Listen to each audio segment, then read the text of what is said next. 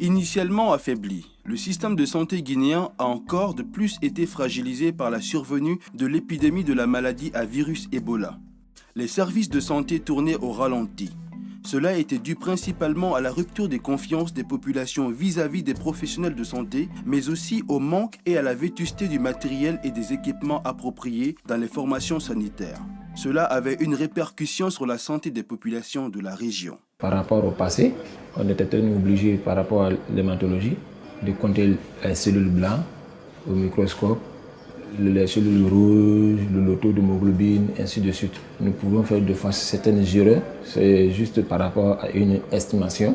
Le temps de prélèvement prenait aussi défaut. Le temps de fixer la lame et le temps de faire la coloration prenait aussi assez de temps. Les malades aussi ne pouvaient pas avoir leurs résultats à l'immédiat. Dans le passé, on pouvait passer 2 à 3 jours à attendre les résultats. Et souvent, la maladie pouvait s'aggraver pendant le moment d'attente. La relance du système de santé est devenue la priorité du gouvernement et de ses partenaires au développement.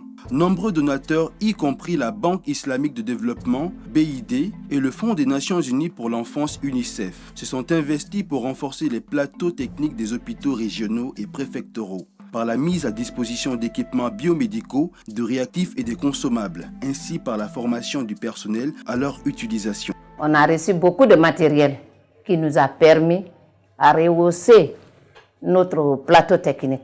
Avec le matériel qu'on utilise, on est satisfait et on satisfait nos malades aussi.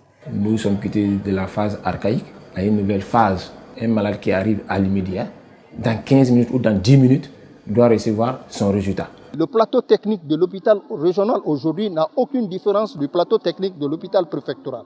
Ce qui fait la différence, c'est la création des unités de spécialité, c'est-à-dire la diabétologie, la cardiologie, la néphrologie, la néonatologie. Donc nous sommes très heureux et très contents de recevoir ce matériel. Actuellement, beaucoup de choses ont changé. Quand on vient au bout d'un moment d'attente, on a nos résultats. Pour une bonne utilisation du matériel et sa maintenance, les partenaires en collaboration avec le ministère de la Santé ont organisé des formations à l'endroit des agents de santé, allant aussi dans le sens du rehaussement de la qualité du service. Nous avons été formés comment il faut l'allumer, comment il faut l'entretenir, comment il faut introduire l'échantillon, comment il faut introduire le nom du malade, même si qu'à l'absence de notre personne, quelqu'un vient chercher le nom du malade, peut retrouver que tel malade a été examiné par la machine. Ça veut dire que nous avons aussi beaucoup d'avantages pour aider ces malades.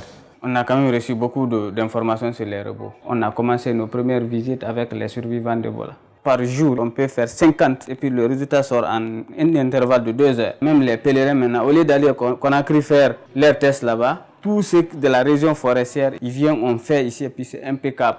Moi, personnellement, je suis allée à Cancan sous l'invitation de l'UNICEF pour faire une formation sur l'hygiène. Pour la maintenance de ces matériels, nous sommes là, tout le monde est formé, nous pouvons faire la maintenance après l'utilisation. La communication sociale et la mobilisation communautaire est aussi un point important dans ce projet d'appui à la santé de nos populations. Nous allons passer l'information pour que la population vienne vers les structures sanitaires. Parce que c'est le lieu où ils auront une meilleure prise en charge, avec de meilleures qualités de produits, avec la meilleure prestation que nous pouvons les fournir. Donc nous lançons un appel à la population pour qu'ils viennent vers nos structures sanitaires. Vraiment, on est là, on va les accueillir très bien, on va les soigner très bien et ils vont sortir guéris. L'un des défis majeurs en matière de santé est un accès équitable aux services de soins, mais aussi à un service de qualité. Raison pour laquelle le cas de l'hôpital régional de Zérékouré doit être un exemple à suivre pour améliorer les conditions de travail du personnel de santé partout dans le pays.